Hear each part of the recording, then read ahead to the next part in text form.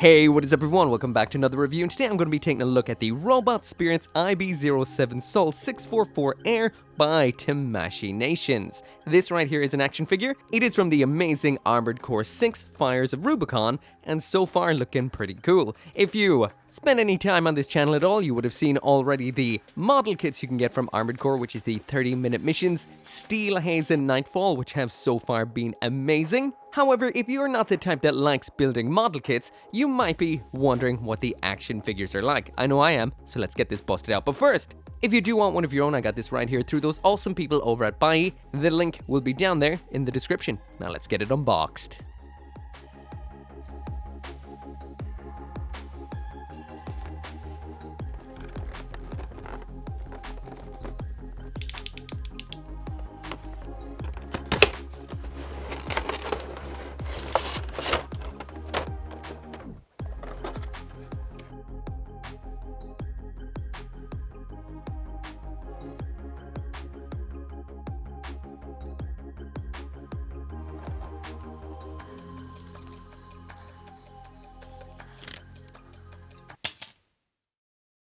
So once you get the Sol 644 out of the box, this right here is what you get, and so far so good. This is definitely a little bit bigger than I actually thought it was going to be. It measures in at 16 centimeters, which is about 6.33 inches, and my first impressions are definitely so far so good. A couple of loose parts might have been a little bit rattled about in the pack, and it's a little kind of, well, unsteady at the moment. So first off, getting into a little bit of a more natural kind of pose, the way it would actually stand as opposed to the kind of awkward pose it came out of the box in. First impressions, once again, is the fact that this does feel a little bit weirdly loose in some parts and tight in others. This isn't really the best when it comes to posing, because it means that some things will fall out of a pose while you're trying to pose other things. The weapons have popped up a few times on me, and overall a little bit funny. It might take a little bit of getting used to. We've got some metal joints, I can see some in the knees and in the elbows, and again, these are a little stiff while other joints are a little bit loose, which means you do have to fight a little bit to get the pose you want, even when it's something very simple. But now that's in a little bit of a better pose, time to move on into the aesthetics. Overall, I am definitely impressed. This is a little larger and more chunky than I actually expected it to be, compared to a lot of robots that come out through Robot Damashii. When it comes to the coloring and the detail, this is pretty much exactly what was promised by Bandai. Sometimes it's hard to tell what you're going to get, but this does look impressive. All the colors are the way that we want them to be, and the way they've pulled off that almost kind of coral glow to the pink aspects that are kind of blushed around the mecha are done quite well in a nice pearlescent pinky color. So jumping in a little bit closer now to check the details, and there's the head. Again, the detailing is very nice, considering just how small a lot of those little kind of metallic sensors in the eye segments are, at least what I would call eye segments. We do have some varying finishes when it comes to the various paints. The white there is in matte, the blue is a semi-gloss, and those pinks are in a very nice metallic. And that nice detailing on the head that goes all the way around to the back. Moving down now to the torso, and same again when it comes to all the colors and the details on that. We've got some more of that nice metallic pink. Underneath inside the actual torso, we do have some nice gunmetal as well. The layering of the parts does look incredible. And all that nice detailing does run down the legs as well. Again, gunmetal sections in the recessed areas, nice raised detail, that nice blushy pink pearlescent metallic on a lot of edged areas, and overall looking good. The weapons on the arms and the shoulders, again, incredibly detailed. The arms does have a very bright, shiny metallic paint inside of it. The detailing on the weapons is nice, a little bit blurry in some aspects. The mold could be a little bit sharper. And round in the backpack looking incredible too, with a nice new shade of an almost more reddy hued pink. Once again, that is in a very nice metallic. Again, lots of nice subtle detailing everywhere, and we do have some metallic shine glinting off some of the die-cast joints, at least in the legs and in the elbows from what I can see. So jump now into the size comparison, and there it is beside the 30-minute missions Bandai kits. Now, I thought this would be more in line with the size of these than it is, but then again, I could be a little bit mistaken on scale. There is no scale on the model kits, there is no scale on this figure either, and maybe the Rubicon Research Institute's coral-powered weapons are larger than your standard armored core, so that could be the case. If you know, let me know down there in the comments. but for the most part they're in and around the same-ish size. Just in case the size of a 30-minute mission doesn't mean anything to you, there it is beside a high-grade Gundam kit as well as a master-grade Gundam kit too, so a little closer to the master grade, and there it is side by side with a Figma figure and the metal robot Damashii Gundam Barbatos Lupus Rex. At this point of the video, I will mention that I have updated the Mecha Gaikotsu Patreon. There is a new tier, there are new perks, and it has always been the Patreon that has caused all of the quality improvements on this channel, every single one. Everything that is pledged on there goes right into the quality of the channel, so the change from the channel looking like this, to looking like this, to looking like it does right now entirely is to do with that. So if you do want to check that out, I will throw a link down there in the description so you can have a look for yourself.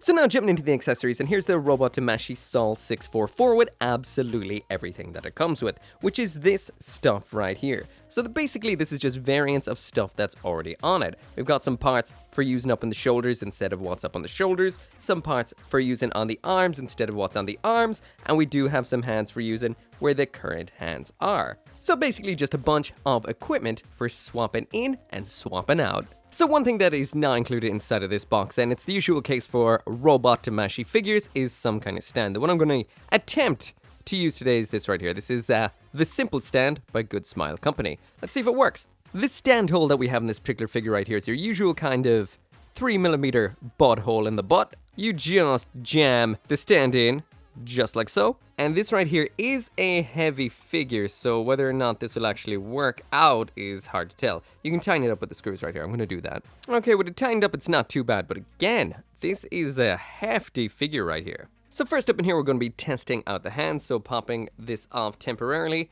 This is what we've got when it comes to hands in here. So it's a ball joint, definitely quite flimsy. Thankfully, this doesn't have anything to hold on to because that is not tight. Popping it off. And it was out of view of the camera, but this popped off too. These don't hold on that great. But that right there is the joint that we do have. So that is a little ball joint. There's a larger ball on the other end, so it does move inside of the arm like so. And the alternate hand that we have in here looks like this. So nicely detailed. There is the back of it. The white gets a little bit blown out because just how bright the white is on this particular figure. But overall, nice. Just a little bit on the kind of, well, prone side. It's not really very dynamic.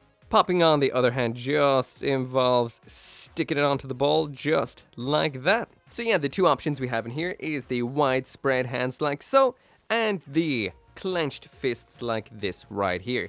That is all, but what more would you need? So moving along now, and this right here is one of the cannons which was attached onto the arm since we started this. So once again, nicely detailed all over. The molding is about medium sharp, not crazy sharp compared to something like a model kit, especially some of the painted aspects in there. So what we've got to go with this is some alternate parts. This section right here, which looks ridiculously similar to what's going up here on the shoulder. I can imagine we're going to be seeing something similar very soon. I assume this is a closed variant of these little segments that are open on this one right here. And then we've got these tiny little segments right here that the manual refers to as a booster use nozzle. So apparently what we do is we remove these little segments just like so, remove this segment from the back, attach these two segments onto the booster nozzle like so, and like so. These then attach on in, and this gets covered with this section we had just removed off the underside of the other piece. This then attaches onto the forearm where it just came off from, just like that right there. So now they're just tucked away like what we're seeing up on the shoulder. Up on the shoulder, then it just seems to be more of the same. You just pop that off like so. This all then opens up in seemingly the exact same way we saw with the arm weapon. Now, it's mildly different. Actually, I don't know. It could be absolutely identical. Feels identical. Actually, I think it is. Here is the segment that, well, is brand new for the part we're just doing up in the shoulder. This right here is the segment that I took off the forearm. So yeah, these are the exact same weapons up in the shoulders and in the forearm. So in a way, you could probably just, depending on how you want them aligned on the actual robot, you might actually be able to just pop them on and off from the shoulders to the forearms and just kind of save yourself a little bit of time. Yeah, this just pops right back on up here exactly the same sort of way. Then you just have to reverse this joint up here, and that should then just pop right on exactly the same as what we saw on the forearm. So yeah, you could outright just exchange these instead of going through the whole transformation of both, unless you do actually want two of these on the one side. But yeah, there it is in a little bit of a pose. I've got the closed ones on one side and the open ones on the other side, just for the sake of doing what is not on the box. Actually, on the box, it's just cannons on the forearms, stored ones up on the shoulders.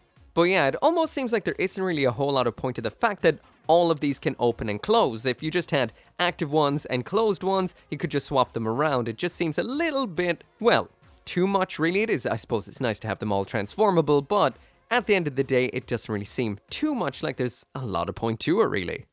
So finally now into the articulation and the usual comment on the strength of this. This is it's a lot more solid than I gave it credit for at first. There is definitely a couple of parts that are kind of loose. This pops off ever so often on me, not really right now when I try to actually demonstrate it, but overall not too bad. The weapons, a little bit, but for the most part you can kind of shake the crap out of it and it is quite solid. But yeah, now it's time to throw it into the usual pose. Now the knees on this are weird. They kind of just don't really bend the way that you want them to, because they, well, once again, I mentioned something and it does the exact opposite while I'm trying to do it, yeah. But basically, the lower bend on the knees sometimes just doesn't want to bend the whole way. It gets stuck kind of like that, and then you have to kind of like hold the leg like this in order to try and move it, but then the upper joint goes. There's just kind of a strange knack to it. But besides that, everything else is pretty good. But yeah, besides that, getting into the usual pose that I do is quite easy. It's a little bit limited at the abs. Did pop off the arm at the shoulder at one point just because it kind of hyper extended it up the way. But besides that, it's fine. It just clipped back on. No issues whatsoever. And it does have die-cast metal shoulder joints. In the end, this right here is what I got. And again, this is a lot more impressive than I expected from this. There's a lot of articulation at a lot of the joints. And the only things that are kind of limited are the neck and the ab zone. Besides that though, you can get a lot out of pretty much everything on this. And just in case you're curious, no, there is no transformation to the flight form. This right here, it's what you get. But yeah, trying to try it in a couple of dynamic poses to see what this will look like. Like I mentioned, the knees can be a little bit on the janky side at times. The bottom joint just doesn't seem to want to bend. The top joint bends first, then this one doesn't seem to want to bend. Again, there's a weird kind of knack. All the shoulder armor segments can all move out, so that's 3 in total, the front, back, and the side, so this gets them out of the way of the arms entirely, and getting it into beautiful poses is so simple. Over the top poses, totally doable. Like I mentioned, the abs and the neck, maybe not as much range of movement there as the rest of the figure, but overall you will get nice poses, especially up in the air. You're able to kick the legs at an angle underneath, so it does look like it has some heft while flying through the air, or it's shooting off to the side and the legs are kind of swinging in the air. Everything just works out nicely. The weapons don't really clash off each other too much. You can move the shoulder armor to actually raise the shoulder one, so everything is nice. I've had the binders on the hips pop off a couple of times, but besides that, if you handle it carefully, even if you don't handle it carefully, it holds together good. Does good crouching poses too, and overall, it is a lot of fun to pose, and it's good and solid. More solid than I gave it credit for at the beginning. But anyway, that right there is it for the review, and this is a very nice figure. I don't rank figures, so I'm not going to rank it, but I will say I love it to bits. It is a little bit on the expensive side at nearly Neiman N, or 20,000 yen, which around now is, I think, maybe $100 to $120-ish zone, which is a little bit steep considering it does not have a stand. If only it did, that would have made it perfect. Otherwise, aesthetically, it is gorgeous, it looks perfect, everything is nice, there's no screw-ups anywhere, and the paint is beautiful. Details, fantastic too. When it comes to the accessories in here, these are a little more detailed than they even need to be, that all of them can transform. We could have just had open ones and closed ones and swapped them around, but still, it is nice to have that level of detail. Articulation-wise, this is so much better than I thought it would be. I got every pose I wanted out of it and more. Neck, abs, a little bit restricted, but besides that, everything feels good, moves a lot, and it looks fantastic in every pose, and more importantly, up on your shelf. Anyway, once again, I got this off Ayre. Thank you so much for watching. Make sure to come back for more Mecha reviews, and I'll see you next time. Once again, I kind of finished this video right here without thanking each and every one of you guys for watching my videos. That makes absolutely everything on here possible. If you don't want to support more interesting videos or just to improve the overall quality of the channel, you can help out on the channel memberships and over on Patreon. Patreon is really what does fund any and all improvements quality-wise to this channel. So a special shout out to Abraxas, Caleb Engelhart, Joe, RG59061, ShadowWolf179, Van Fawn, and Scotty Thomas. Link to join the Patreon and the Discord down there in the description.